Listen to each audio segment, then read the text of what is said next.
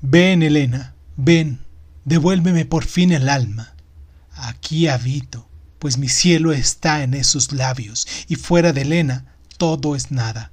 Oh, eres más bella que la brisa nocturna, ataviada con el fulgor de 1.000.000 de estrellas. Doctor Fausto. Marlowe. Cierra los ojos, cierra los ojos, cierra los ojos, cierra los ojos.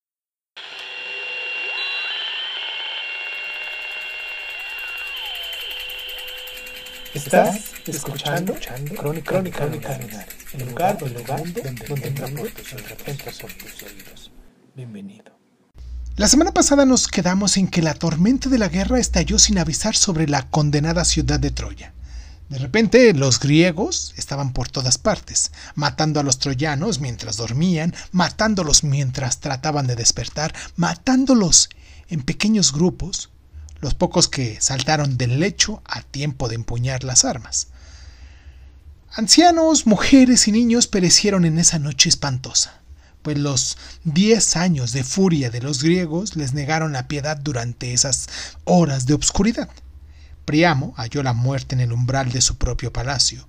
Cuando cundió la alarma, él se había puesto la armadura y habría salido a luchar, pero Hecuba le persuadió a que se quedara con ella junto al altar de Zeus, en el patio del palacio. Pero al punto su hijo Polites entró tambaleándose en el recinto, malherido y perseguido por Neoptoleno, que estaba enloquecido por un frenesí de matanza. Justo ante los ojos de sus padres le atravesó de parte en parte con su pica y el muchacho cayó muerto en las gradas del altar, delante de sus progenitores. Entonces el anciano Príamo se puso en pie de un salto. ¡Ah, qué vileza!, exclamó indignado. Matar a un hijo en presencia de sus padres. Aquiles jamás hubiera hecho algo semejante. Él era tan compasivo. Me entregó el cuerpo de Héctor cuando se lo supliqué, al acordarse de su propio padre. Ciertamente tú no te puedes llamar a un auténtico hijo suyo. Y diciendo estas palabras, arrojó su lanza contra Neoptoleno. Pero el brazo del viejo rey había perdido su vigor y el arma rebotó inofensiva en el suelo de piedra. Bien, es cierto, le replicó Neoptoleno con una risa turba, que si le parece que soy mucho peor que mi padre, lo mejor será que corras al reino de los muertos para contárselo. Y agarrando a Príamo por el cabello, lo arrastró hasta las puertas del palacio y le cortó la cabeza. Pero no toda clemencia se olvidó aquella noche atroz. Odiseo vio a uno de los hijos de Antenor, atacado por los griegos, y lo protegió y lo ayudó a llegar a su casa, pues recordaba la hospitalidad con el que Antenor los había acogido a él y a Menelao cuando habían sido enviados a Troya a pedir la devolución de Helena, y cómo Antenor les había salvado la vida cuando el traicionero París intentó convencer a los troyanos de que los asesinaran. Odiseo colgó una piel de leopardo en la ventana como señal de que los de esa casa debían de ser respetados, y por la mañana se ocupó de que Antenor y su esposa, Teano, que fueron quienes les habían entregado el paladio, pudieran escapar con sus hijos, sus criados y un asno cargado con sus más preciadas posesiones. Otro príncipe troyano al que se le permitió escapar fue el piadoso Eneas. El rey Agamenón lo vio caminando por las calles cargando a su espalda a su padre, Anquises, y las imágenes sagradas de sus dioses domésticos, y llevando de la mano a su hijo Ascanio, mientras Creusa, la esposa, los iba siguiendo. Conmovido por esa imagen de devoción familiar, Agamenón ordenó que se les perdonara la vida. Eneas llegó ileso con su hijo y con su preciosa carga hasta la falda del monte Ida, pero en el tumulto de la espantosa carnicería perdió a Creusa y nunca más volvió a verla. Los dos hijos de Teseo, Acamante y Demofonte, no descargaron más golpes que los necesarios para defender de los ataques aislados de algún troyano. No tenían otro objetivo que buscar a su abuela, Etra, que servía de criada a Helena desde que Cástor y Pólux tomaron al asalto a Adfina para rescatarla a su hermana y que Teseo había raptado y llevado ahí siendo niña. Cuando por fin llegaron a Etra, anciana ya aunque tan bella y majestuosa como siempre, la condujeron fuera de Troya y la llevaron a las naves con toda la consideración debida a una reina, y no reclamaron ningún otro botín o despojo por los servicios prestados durante la guerra. Mientras sucedían todas esas cosas, Menelao buscaba a Helena por la ciudad. Por fin Odiseo lo guió hasta la morada de Deifobo. Ahí entró Menelao, espada en mano, con la furia de los celos desatado en su corazón, pero Odiseo permaneció en la puerta y la defendió sosteniendo su combate más feroz y desesperado de toda la guerra. Hasta la estancia de Helena subió Menelao para encontrar ahí a Deifobo, abortagado por el sueño y la bebida. Mantuvieron una lucha breve y salvaje y terminó cuando Menelao, en un mandoble, le arrancó la espada de las manos al príncipe troyano, dejándolo a su merced. ¡Perro!, siseó triunfante. «Nunca volverás a ver tu amanecer sobre Troya, pues la justicia siempre triunfa, por lentos que sean sus pasos, y nadie puede eludir a la inexorable Temis. Ahora la negra parca te tiene atrapado aquí en la cámara de mi esposa. Solo lamento no haber podido castigar a Paris de igual manera». Con esas palabras clavó su espada en el malvado corazón de Deifobo, que cayó muerto ahí sobre la cama y cuyo espíritu siniestro voló hasta la sala del juicio de Hades. Helena salió en ese momento de entre las sombras y se arrodilló ante Menelao, mientras el amor pugnaba con el miedo en sus maravillosos ojos. Menelao levantó la ensangrentada espada y sintió que una ira terrible se adueñaba de él al pensar en todo lo que había sufrido por culpa de esta mujer y en todo el mal que ella había traído a Grecia y a Troya. Sin embargo, la espada le resbaló de la mano en un instante, pues al contemplar esa belleza que sobrepasaba la de cualquier otra mujer mortal, la rabia y los celos abandonaron su corazón. Ella seguía arrodillada ante él, y la mágica piedra de estrella subía y bajaba al compás de su agitado pecho, mientras que las gotas caían y se desvanecían, sin dejar mancha alguna. Y súbitamente Menelao supo que tampoco había mancha en Helena, y que su amor solo había sido interrumpido por los hechizos de Afrodita. Interrumpido, mas no roto. «Helena», murmuró, y en un momento estrechaba el deseo del mundo entre sus brazos, y la amargura de sus largos años de separación se disolvió entre ellos y fue olvidada. La fría mañana se asomó sobre la inafortunada ciudad y todavía los griegos seguían matando y matando, hasta que las calles y las casas estuvieron llenas de pilas de cadáveres. Por las puertas sacaron a las mujeres cautivas, como rebaños que colocaron entre los montones de despojos. El rey Neoptoleno tomó a Andrómaca como botín y precipitó a Astiananque, el hijo de Héctor, desde lo alto de las murallas de Troya. «Es un necio al que mata al padre y deja al hijo con vida», fue su brutal excusa. «Si el niño hubiera llegado a hombre, quizás hubiera intentado acabar conmigo, pues mi padre acabó con el suyo, y no queremos más reyes de Troya». Ailas, el salvaje hijo de Oileo, intentó apoderarse de Casandra como su trofeo de los cautivos más nobles, pero ella se aferró a la estatua de Atena y le suplicó al guerrero que no se la llevara, pues había hecho votos de servir únicamente a los dioses del Olimpo. Pero Ailas le contestó que no había dios ni hombre a quien él temiera, y sin más miramientos la sacó de ahí a rastras. Entonces el santuario entero tembló sacudido por un terremoto, y la estatua misma levantó los ojos horrorizados. Cuando Agamenón lo supo, decretó que Ailas fuera expulsado del campamento griego bajo amenaza de ejecución, pues su afrenta podía atraer contra todos ellos la ira de Atenea. Sin embargo, Agamenón pensó que, puesto que el incidente ya no tenía remedio, era una pena perder una cautiva tan hermosa y de tan alto linaje, por lo que se quedó con Casandra para que le sirviera.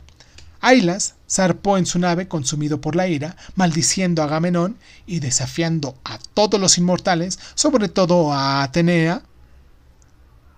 Pero Poseidón hizo zozobrar su barco y las olas lo lanzaron contra una roca que se alzaba solitaria en medio del mar, roca sobre la que se puso a salvo de la furia del océano.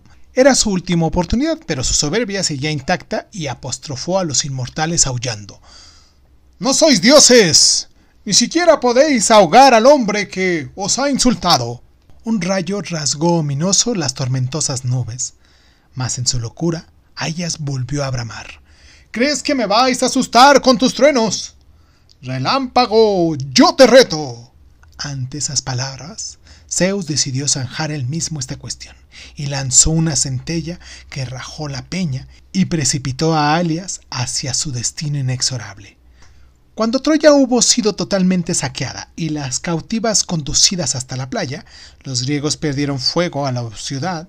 Las altas torrentes ardieron y las casas fueron reducidas a cenizas. Los edificios se hundían devorados por las llamas y en su caída arrastraban los lienzos de la autora orgullosa muralla. Los griegos completaron la destrucción de forma tan minuciosa que solo quedaron escombros amontonados entre los cimientos, en medio de los cuales vinieron a crecer las hierbas. 3000 años más tarde, los restos de Troya fueron excavados y hoy se yerguen sobre la llanura como testigos taciturnos y misteriosos de la verdad básica que el ciego Homero habría de tejer en el primero y más grande de los relatos épicos. Los griegos bajaron hasta sus barcos y por un tiempo permanecieron acampados cerca de la tumba de Aquiles, en la desembocadura del río Escamandro. Algunos incluso cruzaron el Heseponto hasta el extremo oriental de Europa, pues los vientos soplaban con fuerza desde el mar Egeo, impidiendo la navegación hacia el sur o el oeste. Cuando Menelao llevó a Helena hasta los barcos, los soldados pidieron a gritos su muerte y cogieron piedras del suelo para lapidarla, pero cuando contemplaron su belleza sin parangón, las piedras se le caían de las manos y quedaban suspensos como si les hubiera sido dado admirar a un inmortal, y ya no sentían otro deseo que el de honrarla. Pasaban las jornadas y los vientos soplaban contrarios hasta que Calcante declaró que, al igual que cuando partieron de Aulide, debían propiciar a los dioses sacrificando una doncella de noble estirpe. Esa misma noche, Neoptólemo soñó que su padre Aquiles le levantaba de la tumba blandiendo su atroz lanza y gritando: «Que el oprobio caiga sobre vosotros, griegos. Todos tenéis vuestra parte de los despojos de la arrasada Troya, todos menos yo. Dadme lo que me pertenece por derecho, la más hermosa de las doncellas del linaje real, Polixena, la hija de Priamo. Si me la negáis, nunca regresaréis sanos y salvos a la hermosa Herade». Cuando Neoptólemo contó su sueño a la asamblea, todas las dudas se desvanecieron y los soldados exigieron el sacrificio. Polixena, recordaron, fue amada por Aquiles mientras vivió, pues la había visto inclinarse sobre las almendras para dejarse caer sobre sus brazaletes en la balanza durante el rescate del cadáver de Héctor.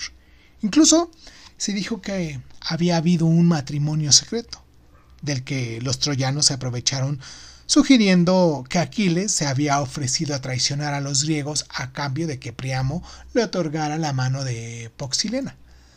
Ciertamente los griegos creyeron que Aquiles había demandado que Poxilena fuera su esposa en los campos elíseos, y Neoptólemo la inmoló sobre la tumba de su padre a pesar de las súplicas desesperadas de su atormentada madre, Hecuba. La anciana reina de Troya fue liberada de su cautiverio tras la muerte de su hija y fue entregada a su tío Heleno, que se la llevó mientras no dejaba de maldecir entre los alaridos a los griegos.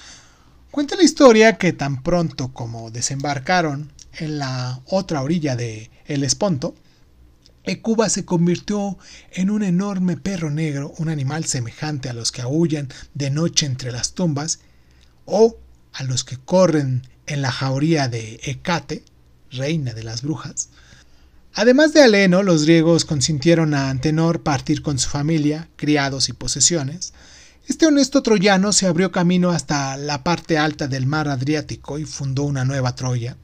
que con el tiempo sería llamada Venecia.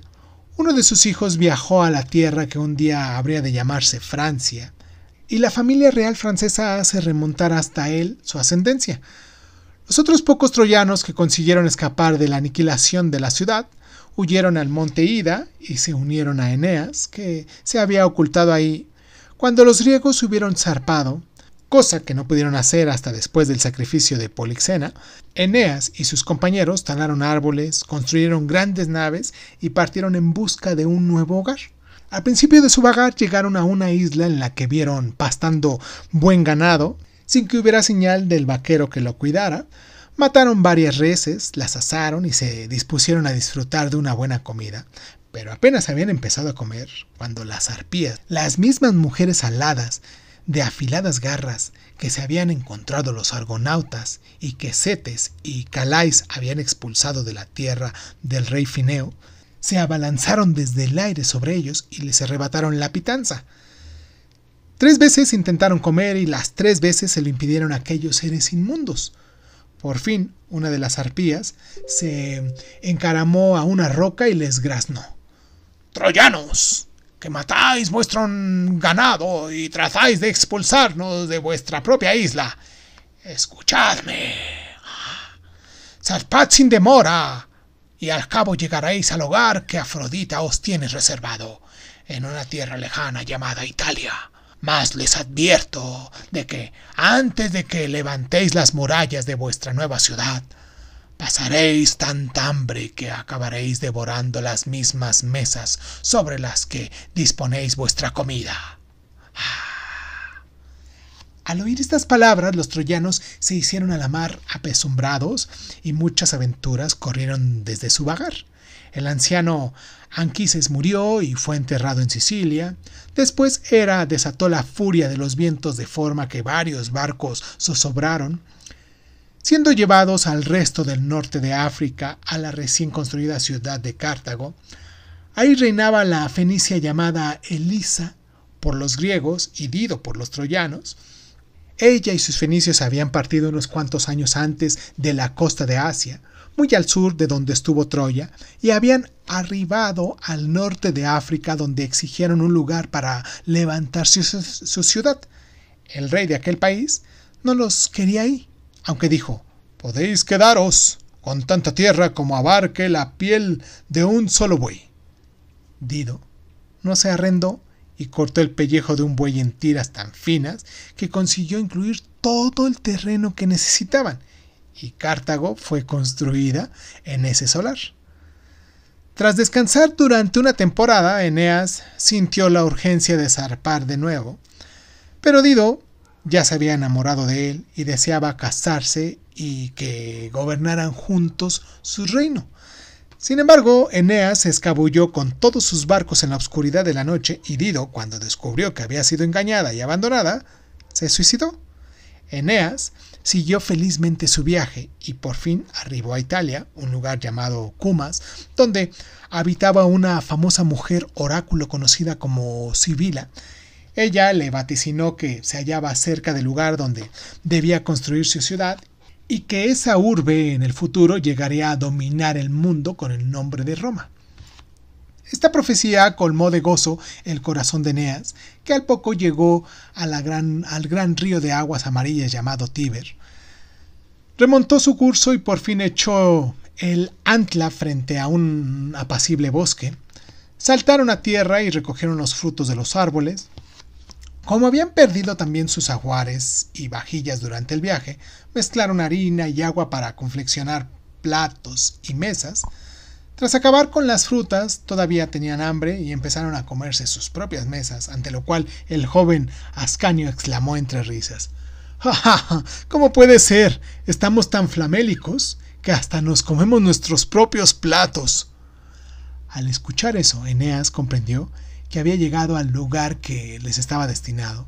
Muchos avatares se produjeron antes de erigir la ciudad, pero al fin todo acabó bien y el troyano se casó con Lavinia, la única hija del rey latino que gobernaba sobre aquellas tierras. Sus descendientes se convirtieron en reyes de Roma y años más tarde en emperadores del Imperio Romano. Hay quien mantiene que un nieto de Eneas llamado Bruto viajó hasta la isla de Albión, en el noreste, y llegó a ser su rey. La isla fue renombrada en su honor y desde entonces se le conoce como Bretaña, y de sus reyes y reinas se dice que son de su linaje. Pero Troya nunca volvió a ser poderosa. Diversas poblaciones del pequeño tamaño fueron surgiendo sobre sus ruinas, pero pronto fueron destruidas y cayeron en el olvido, su gloria consumida hace 3000 años, para vivir eternamente en cantares y leyendas y para excitar nuestra imaginación hasta nuestros días. Si tú conoces un poquito más sobre esta historia, sobre estos pasajes y cómo se fueron acomodando en los diferentes lugares donde se formaron dinastías, donde se formaron nuevos reinos, donde se formaron imperios también, por decirlo de algún modo, nacidos de esta línea de los héroes que combatieron en Troya, me gustaría mucho que nos dejaras aquí tus comentarios, este último pasaje de lo que hemos hablado, de la dispersión de estos guerreros troyanos, bueno, de estos guerreros griegos que estuvieron peleando en Troya. Es bien interesante porque si lo notamos, podemos darnos cuenta que de aquí vienen las grandes dinastías y muy pocas veces nos hablan de ellas. Me gustaría mucho que te suscribieras, que nos dieras like, que nos siguieras en las diferentes plataformas, que nos dejaras tus comentarios sobre todo eso, que nos dejaras tus comentarios en relación a lo que tú sabes de esto de la guerra de Troya. Y pues nada, ¿qué tal si lo dejamos hasta aquí y la próxima semana hablamos de Agamenón y sus hijos? Vale, yo soy Irving Sun, esto es Crónica Lunares y pues sin más ni más, nos escuchamos la próxima semana.